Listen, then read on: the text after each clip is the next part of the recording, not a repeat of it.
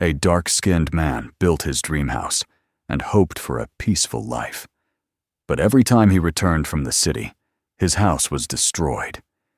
He endured this for a long time until he installed a camera, and what it showed shocked everyone. Subscribe and write in the comments which city you are watching from. He had dreamed of silence for so long that when it finally came, it felt almost unreal. The man was in his early 50s, his skin marked by sun and labor, his hands heavy with calluses earned across decades of work that had never been his own. He had built houses for strangers, repaired roofs for neighbors, raised walls that sheltered families who barely remembered his name once the job was done. But this house, the small cabin of pine and oak he had raised by himself at the edge of the water, was different. This was his. For the first time in his life, each nail driven into wood, each beam placed across another, had been meant to stand for his own peace.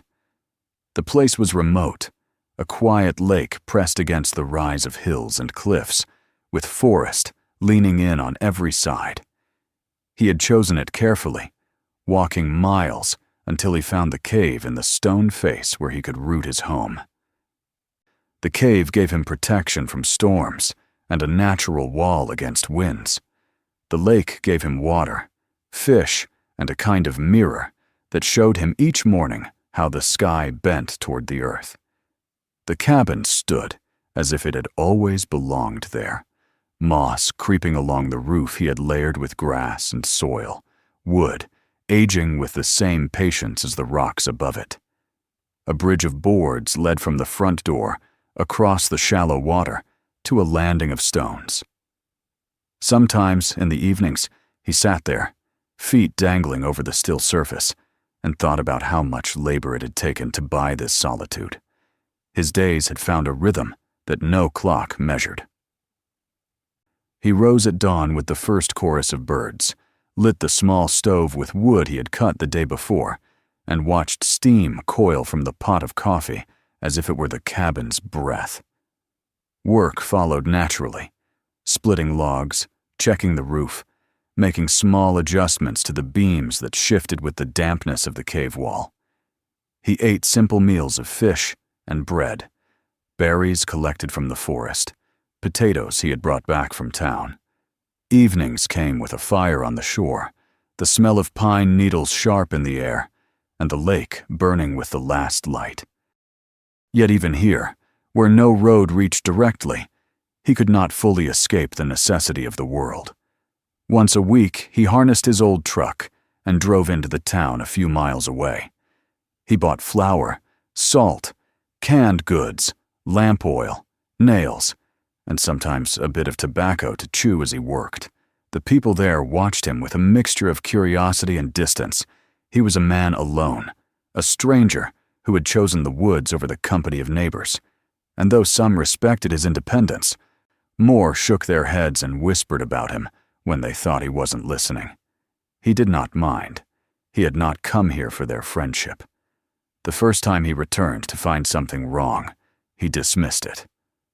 The front window was broken, shards of glass scattered across the floorboards. At first, he thought perhaps a branch had fallen in a storm, though the glass seemed struck outward rather than inward. He replaced the pane, swept the fragments, and told himself it was a small matter. But a week later, after another trip to town, the bridge was torn apart. 2 planks hung into the water. Nails bent and twisted as if someone had yanked them free. He mended it quietly, his face dark with thought. But again he said nothing to himself, except that the forest was unpredictable, and accidents could happen. When he came back the third time to find his door kicked in and his table overturned, he could no longer pretend. It wasn't wind or wild animals. The marks on the wood were from boots. The table had been shoved with deliberate force. He stood in the wreckage of his small living space, looking at his chair lying on its side, his books scattered, and he felt the old anger he had tried to bury. This house had cost him sweat and blood, Every board was a piece of his life. To see it treated like trash was to feel his years of struggle mocked by invisible hands. He repaired the damage with the same patience he had always carried, but his eyes were sharper now. He began to look for signs, footprints in the soil, stones displaced on the path. A week later, returning with groceries, he found crude words painted across his wall in spray paint. He scrubbed it off with water and sand, but the stain remained faintly, as if to remind him of what had been done. His nights became restless.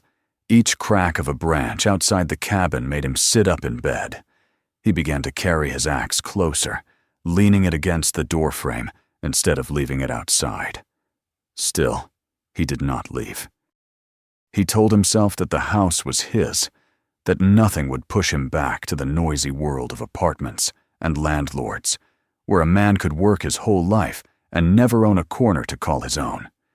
If someone wanted to test his resolve, they would see what it meant to spend decades bent under burdens and still rise again. He would not be driven out by faceless vandals. Weeks went by, each return from town marked by some new wound against his home. Once it was a broken chair, another time a heap of stones thrown against the roof, shattering the chimney's edge. He repaired each one in silence, but the weight in his chest grew heavier. He began to wonder who hated him enough to come out here, who in the town had sent their mischief into the woods to plague him.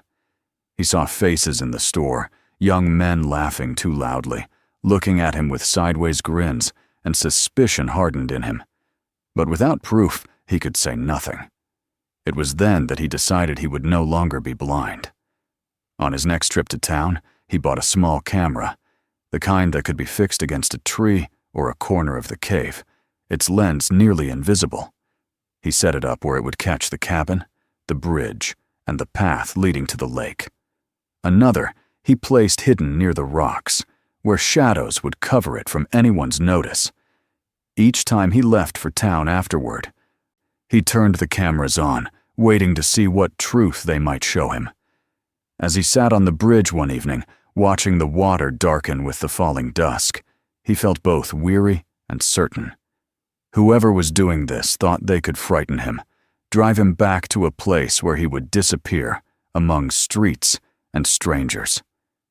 But he had built this home with his own hands, and he would not surrender it. The cabin stood against the rock like a clenched fist, and he meant to keep it so. The silence of the lake was broken only by the hum of insects, yet behind that quiet stretched the promise of confrontation. He knew it was coming. The question was not if, but when. And as the moon lifted above the trees and laid its pale trail across the water, he sat still, listening, waiting for the forest to tell him the name of his enemy. He would not have to wait long. The waiting did not stretch for long. It was only a matter of weeks before the cameras he had hidden in the stone and among the trees began to show him what he had already suspected, but had not dared to claim aloud. One evening, after another return from town with sacks of flour, oil, and a crate of canned beans, he found the cabin once more in disarray. The bridge had been ripped apart again, one plank floating half-submerged in the shallow water. The doorframe was scarred where something sharp had been driven against it, and the faint smear of mud traced the floor where boots had crossed in and out without care. He set down his load with hands steady, not from calm, but from a hardening of will, then went to the small device hidden in the cave. When the images flickered to life before him, grainy but clear enough, he saw them. 3 boys, no older than 17, their laughter echoing in movements more than in sound. They came running from the path, one carrying a can of paint, another brandishing a hammer as if it were a toy, the third kicking at the bridge planks with wild delight. They tore, smashed, scribbled their crude words, and when they were done, they stood in a line, proud of the ruin, before melting back into the trees. He watched the recording twice, then again, until their faces, still soft with youth but twisted with malice, etched themselves into his memory. They were not strangers. He had seen them before in town, lingering by the store with restless energy, eyes following him whenever he walked past. They had always seemed amused by his presence, but he had thought nothing of it. Now he understood the truth. His solitude had become their entertainment, his home, their playground of destruction. The knowledge sank into him like a cold stone. It was not chance, not misfortune. It was targeted cruelty. That night he sat at the table with the lamp burning low and thought of what to do. The law was the obvious path. He could bring the recordings to the sheriff, demand justice, insist that the boys be punished. Yet he knew the nature of small towns. The parents of those boys had lived there for generations. They owned land, worked in shops, and carried ties with everyone from the mayor to the grocer.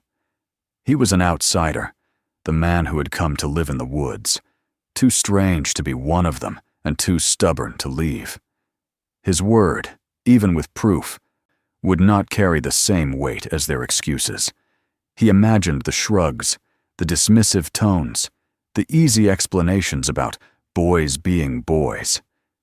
He knew that if he relied solely on others, his house would continue to be a target until one day it was nothing but splinters and ash. The decision came slowly but firmly. He would rely on himself, as he always had. He would not leave his home undefended. If they wanted to test his resolve, they would discover that it was harder than the stone his cabin leaned against. The next morning, he began his preparations. He set new beams into the bridge, fastening them not just with nails, but with bolts driven deep, so they could not be easily torn loose. He reinforced the doorframe with metal brackets, scavenged from old tools and spare iron he had stored away. Each hinge received an extra plate, each lock an additional bar. He worked with the same precision he had always given to the homes of strangers. But now every stroke of the hammer rang with something sharper defiance. At night, he walked the perimeter of the cabin with the lamp in his hand, listening for cracks in the underbrush. He placed additional cameras at angles that overlapped one another, so that no corner of his property would be hidden. From the town, he purchased motion lights, small lamps that would flare awake when movement crossed their path. He mounted them along the outer walls and at the bridge, their pale glow ready to transform the night into a stage where no intruder could hide. He even set small trip lines of rope strung with old cans. Not enough to injure, but enough to shatter silence, alerting him instantly. His days became a pattern of labor and vigilance. He patched, reinforced, and crafted with the knowledge that they would return, because boys who mocked the world with such cruelty seldom stopped on their own. He felt them out there, restless, waiting for another chance. The town knew nothing of what he prepared, and he did not tell them. It was between him and those who sought to break him. When they came again, the forest had barely swallowed the last light of day. He had returned from his errands early, hidden himself in the cave with a thermos of coffee, and waited. The night was cool, the air carrying the smell of damp leaves, and the world seemed too still, as if holding its breath. Then they arrived. The three boys emerged from the path like shadows, their figures made bright in bursts as the motion lights snapped alive, one after another. The sudden glow startled them, but their laughter soon followed, mocking and high. They carried stones, a can of paint, and a crowbar. They thought it would be another game. The man watched from his hiding place, every muscle tense but under control. He let them advance, let them touch the bridge, kick at it, only to find the boards would not give. They tugged and cursed under their breath, their frustration sharp, but the structure held fast.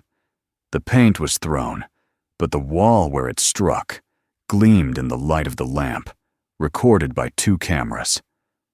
When the boy with the crowbar swung at the door, the sound was swallowed not by splintering wood, but by the clang of metal reinforcement. Their faces shifted from joy to confusion. He rose then, not rushing, but with the steady certainty of one who had chosen his moment. He stepped from the cave with a lantern in one hand and the solid weight of his walking stick in the other. The lights caught him, tall and broad, his shadow stretching across the water. The boys froze, their laughter stilled, as if for the first time they realized that what they had thought of as a harmless game had teeth. He said nothing. He did not need to. The sight of him there, calm, unyielding, and the knowledge that every second was being recorded was enough to seed fear. The boys shifted uneasily, glancing at each other, trying to decide whether to stand their ground or flee. One kicked the dirt, muttering something under his breath, but the confidence was gone from his shoulders. Another tightened his grip on the crowbar, only to loosen it again when he saw the unblinking gaze fixed on him. The silence between them was heavy, broken only by the lapping of the lake and the creak of the lights swaying in the night air. They did not know then that their faces were sealed in proof, that their actions were no longer whispers in the dark, but marks carved into permanence. The man knew it, though, and that knowledge steadied him. He did not chase them when they retreated, stumbling back toward the path with a mix of defiance and unease. He simply stood and watched until the forest swallowed them whole. Only then did he lower his lantern, the tension in his chest easing into a hard, quiet satisfaction. When he returned inside, he downloaded the footage, watching once more the details. The sneers, the vandalism, the moment fear entered their eyes. It was enough. Enough to reveal them. Enough to show the world that he was not imagining shadows, but fighting a real enemy. The decision of what to do next pressed against him as he sat at the table, the lamp burning long into the night. He could still bring it to the sheriff, still demand justice, still force the town to look at what it had ignored. But he also knew that the true battle was no longer in the hands of others. It was between him and the boys, and by showing himself, by refusing to cower, he had shifted the ground beneath their feet. He slept that night, not easily, but with the strange comfort of a man who has seen his enemy's face. The cabin stood unbroken around him, the boards firm, the locks steady, the walls carrying scars but still holding. He knew they would return, whether out of arrogance, anger, or desperation to prove themselves. Yet the balance had changed. They had walked into his ground and left with the weight of their own fear. The silence of the forest was no longer filled with dread, but with the promise of reckoning. He would be ready, because readiness was all he had ever known. And as the dawn crept into the sky, painting the lake with silver light, he rose once more, his body weary, but his resolve like iron. He had lived too many years bowing to others' power to bow again. His house was his ground was his, and he would not be moved. The enemies had shown themselves. Now the struggle had begun in earnest. The nights after their retreat carried a different air, tense and alert, as if the forest itself waited for another strike. The man moved through his days with the same steady rhythm of work and watchfulness, but inside he felt the shift that had taken place. The enemy was no longer invisible. He knew their faces, their habits, their clumsy confidence. He had seen the fear tremble behind their eyes when they realized they were being recorded, when they understood that he was not a figure of silence, but a man standing in his own defense. That knowledge gave him strength, but it also brought certainty that they were not finished. Youth rarely surrendered after one failed attempt. Pride would drive them back. Anger at being exposed would fuel them, and the town's silence would shield them as long as it could. He did not wait in dread. Instead, he prepared with the patience of someone who had weathered storms all his life. He checked the lights each morning, testing the sensors, tightening bolts, and adjusting the angles of the cameras. He walked the perimeter before dawn, scanning the ground for new tracks, reading the soil as if it were a page that told him what feet had passed during the night. He found small signs that they had returned to the edge of his land-broken branches, scuffed earth, but had stopped short of approaching again. They were watching, testing his resolve as he was testing theirs. The tension between them was unspoken, but it bound them all the same, a contest of endurance in which one side would have to break. When they finally came, it was not with the reckless energy of before. It was later in the week, after he had returned from town with fresh supplies, and the moon was heavy over the lake. He had expected them, felt the weight of the moment gathering. He had taken to sitting inside the cabin with the lantern low, waiting not in fear, but in readiness. The silence broke with the crunch of boots on gravel, the shuffle of whispered voices trying to mask themselves against the night. He knew them even before he saw them, their outlines familiar, their nervous energy spilling into the darkness. The lights along the bridge flickered alive as they stepped into the open, their glow cutting sharp edges against the shadows. The boys froze again, caught under the sudden blaze, but this time they did not turn back. They carried tools, a crowbar, a bat, a spray can, and their faces were tightened with something harder than mischief. This was no longer a game to them.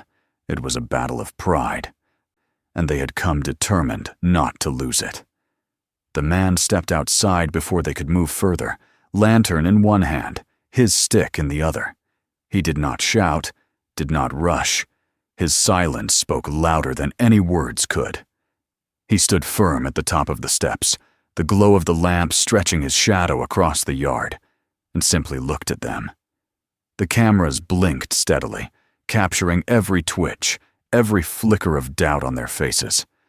The weight of the moment pressed heavy between them, the air thick with the crackling of unspoken choices.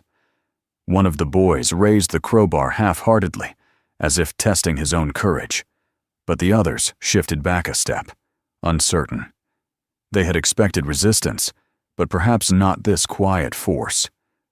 Not this unyielding figure standing in the light, as if the house itself had taken form to defend its own bones.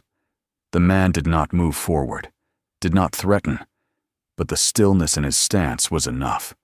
He was not afraid of them, and that realization burned deeper than any weapon he might have carried. Minutes stretched long. The boys muttered to each other, voices sharp with bravado, yet cracked with doubt. The glow of the cameras seemed to pin them in place more than his presence did, a reminder that their actions could no longer be erased by the darkness. Finally, one cursed under his breath and threw the spray can aside. Another shifted the bat from one hand to the other, then let it fall to the ground with a dull thud. The third still clutched the crowbar, but when the man took a single step forward, slow and deliberate, he dropped it as well. Their defiance collapsed into silence. They turned at last, stumbling back along the path they had come, their retreat clumsy, heavy with frustration and shame. He did not chase them. He stood in the light until the forest swallowed their shapes, until only the sound of the lake lapping against the stones remained. Then he turned back inside, placing the lantern on the table, and sat in the chair with a long, steady breath. He had not spoken a word, yet the confrontation had ended. They had seen the truth of him, a man unwilling to yield, a man who would not be broken. The next day he carried the recordings into town. He did not expect miracles, but proof could not be ignored. He played the footage before the sheriff, before townsfolk who had whispered about him for months. The faces of the boys appeared on the screen. Their vandalism undeniable, their cowardice plain. Parents tried at first to protest, to shield their children with excuses, but the evidence was too strong. The room buzzed with uneasy silence, some angry at the outsider for exposing their own, others reluctantly admitting respect for the man who had stood alone against the abuse. The sheriff promised action, though the man knew it would be little more than warnings and half-hearted punishments. Yet the balance had shifted. The boys were no longer shadows. Their names were spoken aloud, their deeds dragged into daylight. Back at the cabin, he felt the change almost immediately. The nights grew quieter. The woods no longer crackling with footsteps just beyond the trees. No stones flew against his roof. No paint defiled his walls. The boys had vanished from his land, held back not by the sheriff's promise, but by the weight of their own fear and the knowledge that they had been seen, captured, revealed. The house breathed again, its silence restored, its walls no longer trembling with insult. Yet the town remained divided. Some greeted him now with curt nods, acknowledgement in their eyes, if not warmth. Others turned away, bitter that he had forced their community to look at its own flaws. He accepted both responses with equal calm. He had not come here to win approval, but to live in peace. That peace was his again, and that was enough. In the days that followed, he repaired what damage remained. He replaced the broken boards, sanded away the scars of paint, tightened each hinge until the door swung clean. He worked not with the weariness of one repairing endless harm, but with the satisfaction of one reclaiming what was his. When he finished, he stepped back and looked at the cabin with a pride deeper than when he had first built it. It was no longer just a home made of wood and stone. It was proof of his endurance, a monument to his refusal to surrender. That evening, he sat on the edge of the bridge, feet dangling over the water as the sun sank into the hills. The lake mirrored the sky, soft ripples carrying the last gold of daylight. He let his hand rest against the worn wood of the bridge, feeling its strength beneath his palm. Around him, the forest hummed with life, the steady rhythm of a world that had always been there, indifferent to human quarrels, yet bearing witness all the same. He knew the boys would remember him, perhaps with anger, perhaps with shame. He knew the town would carry its opinions, some respectful, some resentful. But here, at the water's edge, none of that mattered. The house behind him stood firm, its windows whole, its door solid, its walls clean. He had defended it, not with violence, not with rage, but with presence, with unyielding resolve, with the silent strength of a man who refused to be broken. The night came gently, stars pressing against the dark sky, the moon rising slow and patient. He remained on the bridge, listening to the quiet lap of water against stone, breathing the air that belonged to him alone. The struggle had ended, but more than that, he had proven something to himself, that the solitude he had chosen was not weakness, not retreat, but a place he had earned, defended, and claimed as his own. In the stillness, he felt a peace deeper than any he had known before. The cabin was no longer just his home, it was his victory. If this story moved you, make sure to subscribe so you never miss the next one. Take a moment to watch the next video waiting for you right now. There are many more stories worth discovering. And don't forget to share this video with friends and family. Some journeys are too powerful to keep to yourself.